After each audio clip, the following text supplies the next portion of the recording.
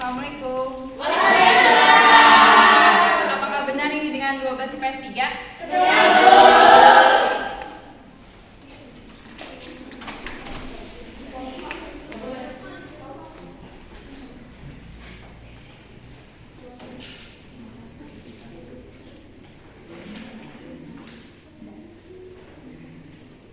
Oke, sebelum mulai pembelajaran kali ini, silakan kepada kepala kelas untuk memimpin doa. Sebelum mengawali kegiatan kita pada hari ini, mari kita berdoa untuk agama dan keyakinan kita masing-masing. Tuhan, silakan.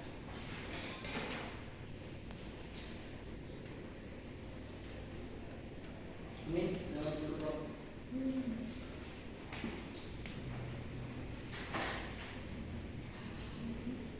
Oke. Selamat pagi anak-anak. Pagi, Bu. Gimana kabarnya nih hari ini?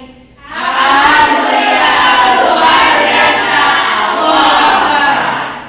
Kira-kira pagi ini masih pada semangat gak? Semangat. Iya, harus semangat ya, walaupun hujan, walaupun dingin, harus semangat, oke?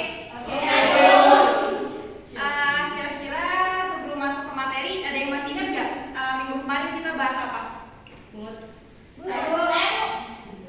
Semuanya sudah tahu. Jadi Bu, untuk materi yang sebelumnya itu kita membahas mengenai pengertian kota dan desa serta klasifikasi kota, Bu. Iya benar sekali ya. Kemarin kita belajar tentang pengertian desa dan kota serta klasifikasi kotanya. Nah, sekarang hari ini kita mau bahas klasifikasi desa pada bab literasi desa dan kota.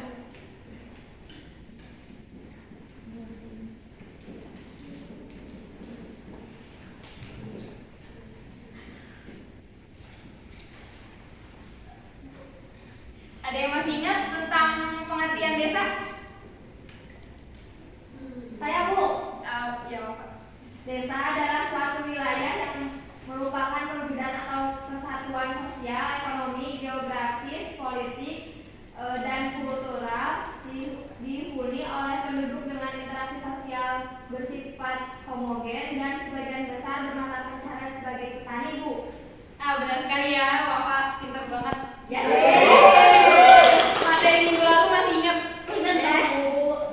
Oke, selanjutnya kita masuk ke klasifikasi desa. Klasifikasi desa itu ada 3. Yang pertama, desa swadaya, betul. Yang kedua,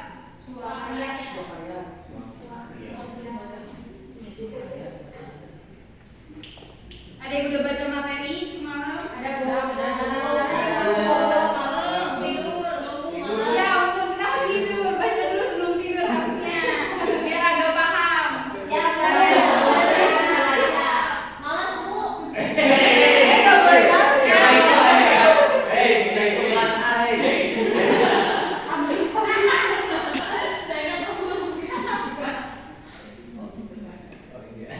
Oke. Desa swadaya. Desa swadaya bisa dibilang adalah salah satu desa yang tingkatnya paling sederhana, di mana desa ini masih memiliki ciri-ciri yang pertama bergantung pada alam. Jadi di desa ini kita tuh kayak masih hidupnya masih memperhatikan alam. Misalnya di sana tuh nggak mau menggunakan bahan-bahan kimia karena takut merusak alam. Selanjutnya daerahnya terisolir dengan daerah lainnya dan bersifat tertutup. Biasanya desa-desa ini terletak jauh dari pusat kota karena memang terisolir dan tertutup itu artinya masyarakatnya masih berpikiran tertutup, tidak mau menerima perubahan. Selanjutnya mata pencaharian yang homogen yang bersifat agraris. Selanjutnya masyarakat memegang teguh pada adat istiadat. Biasanya dalam melakukan perilaku masyarakat masih memerhatikan adat istiadat yang ada di setempat dan melestarikannya. Selanjutnya sarana dan prasarana teknologi masih rendah. Bahkan bisa dibilang kalau di desa ini tuh kayak mereka nggak mau menerima teknologi karena dianggap teknologi dapat merusak lingkungan. Selanjutnya nih, sebelum masuk ke contohnya, setelah melihat pengertian dan ciri-cirinya, ada yang mau jawab?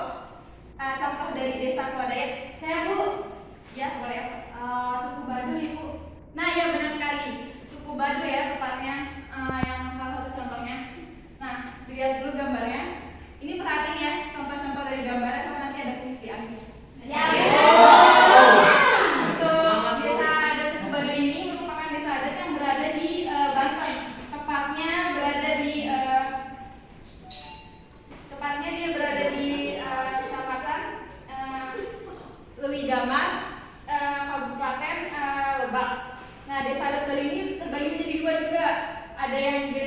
Baduy Dalam dan suku Baduy Luar. Nah, bisa dilihat gambar yang ini merupakan adat desa adat suku Baduy Luar karena sudah mulai menggunakan kain-kain modern seperti pada penutup kepala berwarna-warna. Nah, sedangkan pada yang penutup kepala berwarna putih biasanya itu adalah suku Baduy adat Dalam.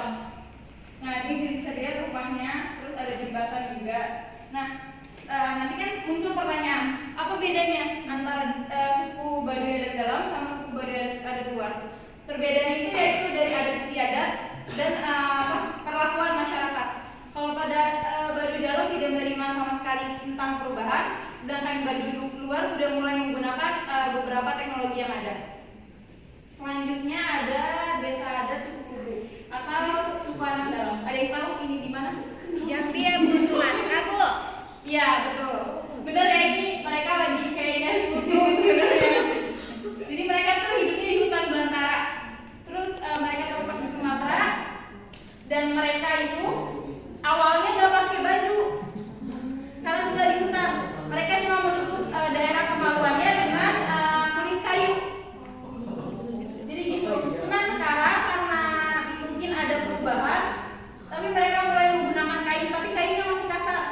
Jadi mereka benar-benar masih bisa dibilang terbelakang dalam hal teknologi dan semuanya. Oke, lanjut ya. Ke Desa Swakarya. Di mana Desa Swakarya. Maaf ya ini tipe. Desa Swakarya adalah bentuk klasifikasi desa yang transisi atau menuju perubahan. Di sini itu memiliki ciri pemerintahan dan adat istiadatnya mulai longgar. Ada yang mulai ditinggalkan juga. Mata pencaharian penduduk mulai beragam, gak cuma dari agraris, tapi dia bisa juga dalam bidang perdagangan dan lain-lain. Sudah mulai mempergunakan alat-alat dan teknologi, di mana teknologi dan alat-alat sudah mulai digunakan pada kehidupan sehari-hari. Selanjutnya, sudah tidak terisolasi lagi walaupun letaknya jauh dari pusat pemerintahan. Walaupun jauh nih dari pemerintahan, tapi mereka tetap menerima perubahan dan berpikiran terbuka masyarakatnya. Untuk desa Swakarya ada yang tahu contohnya?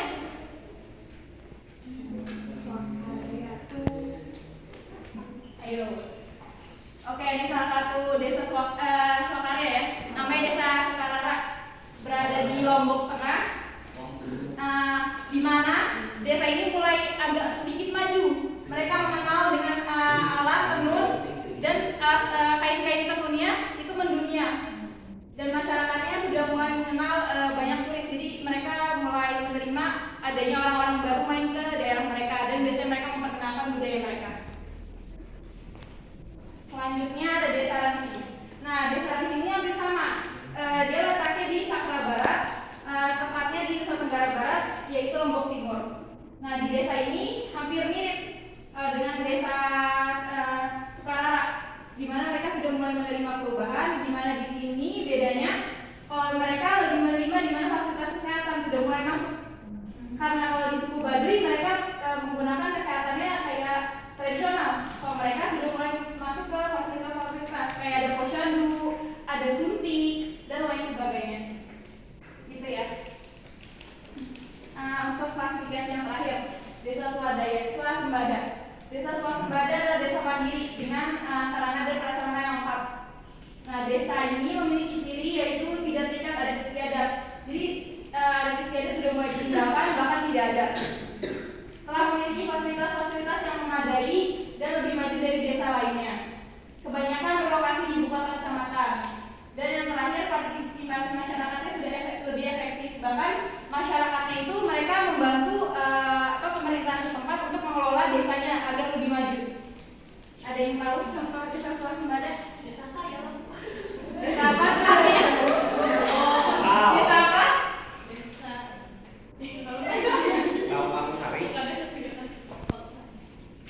Oke, ada salah satu contohnya Desa Selo. Desa Selo ini berada di Boyolali. Dia diapit oleh dua gunung, yaitu Merbabu dan Merapi, di mana di sana banyak sekali tempat wisata yang bisa dieksplor. Terus di sana tuh masyarakat sudah mulai mengembangkan teknologi dan mereka mulai berpikiran terbuka sekali sampai mereka mikir kayak gimana caranya desa mereka maju dengan wisata karena mereka memiliki potensi wisata yang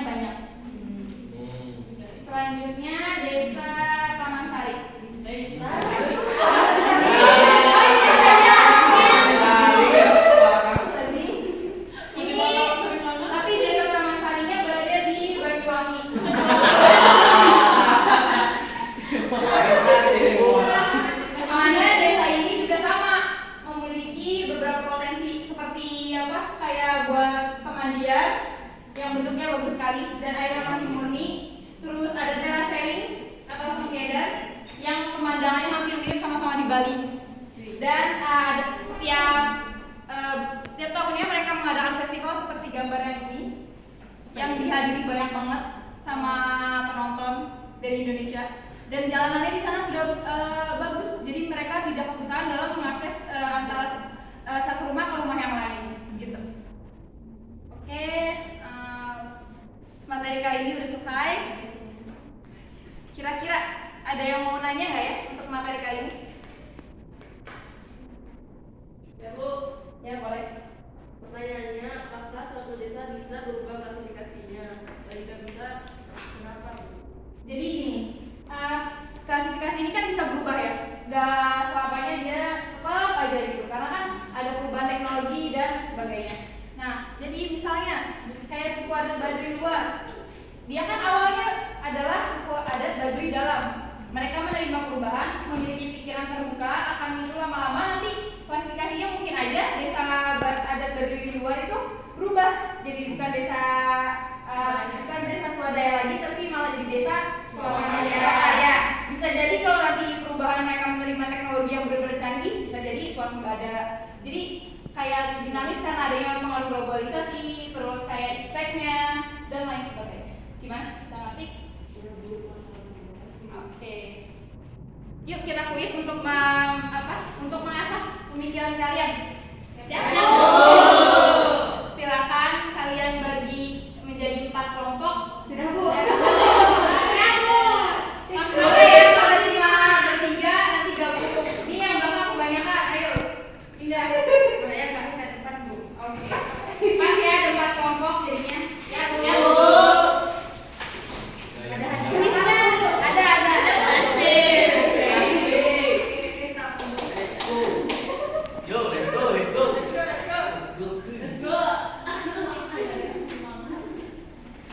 Isi ya. Ya Bu. Peraturannya ini ada 4 kelompok, di antara 4 kelompok ada yang menang 1 maju ke depan, dikumpulin kalau ada yang menang itu cuma 1 kelompok aja ya. Ayo isi. Terus jangan lupa yang pertama kali naruh lembar kuisnya di sini itu yang kuis ya. Ayo, yang gak perhatiin pasti bingung. Bentar tuh, linkingku gak ada Ayo, pinjam.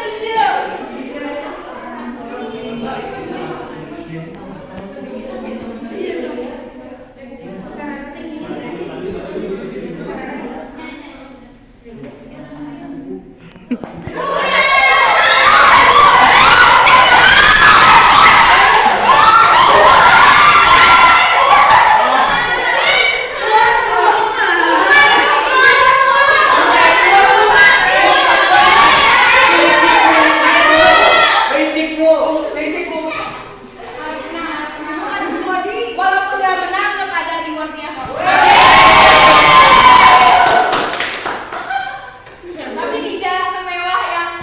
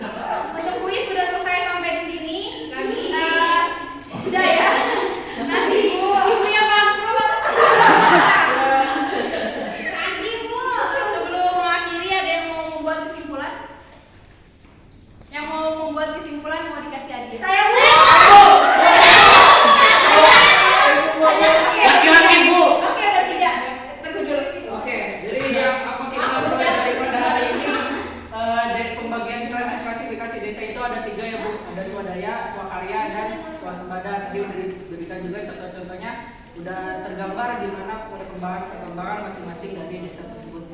Oke, saya Bu. Lanjut. Jadi dapat disimpulkan bahwa desa itu merupakan suatu wilayah yang perwujudannya atau kesatuannya sosial, ekonomi, geografis dan politiknya itu tergantung kepada penduduknya itu sendiri. Jadi setelah dijelaskan bahwa klasifikasi desa itu ada 3, yaitu desa swadaya, swakarya dan swasembada. Iya, betul. Sekarang yang terakhir lagi. Saya simpulkan di pembelajaran kali ini yaitu mengenai klasifikasi desa, yang mana desa itu kan kita bahas dari awal-awal, dan sekarang klasifikasi desa itu ada 3, yang pertama ada desa swadaya, yang kedua swakarya, dan yang ketiga Iya, betul sekali. Semuanya pintar-pintar baru semuanya ini. Oke, benar ya semua kesimpulannya. Kalau desa, klasifikasi desa itu ada 3. Yang pertama desa swadaya, swakarya, dan swasembada. Contohnya tadi sudah dijelaskan masing-masing, dan suatu saat setiap klasifikasi itu dapat berubah sesuai dengan globalisasi dan perkembangan lainnya. Oke, tetap semangat ya belajarnya semuanya. Siap. Jangan sampai putus nyerah dan putus asa dalam belajar, karena kan kalian tahu sendiri kalau belajar itu buat masa depan ya. Terus ibu juga ada satu kalimat yang bisa memotivasi kalian, yaitu when you want to give up, look at back and then see how far you have climbed to reach your goals.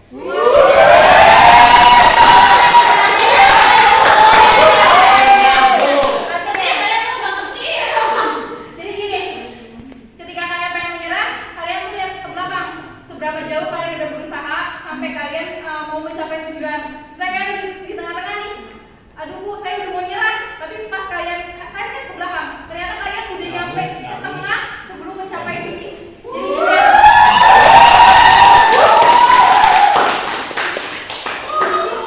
Oke, sekian dulu pematerian kali ini. Silakan kepada ketua kelas untuk memimpin kelas sebagai penutup kegiatan pembelajaran hari ini.